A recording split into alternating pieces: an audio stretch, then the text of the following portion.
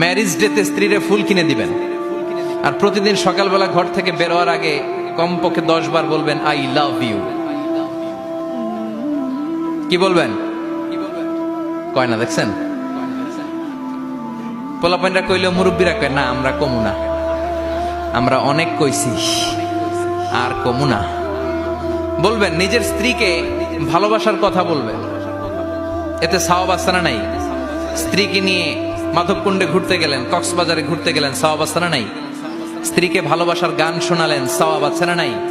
তোমারে লেগেছে এত যে ভালো, চাঁদ বুঝি তা জানে, রাতেরও আধারে দোসর হয়ে তাই সে আমারে টানে, চাঁদ বুঝি তা জানে।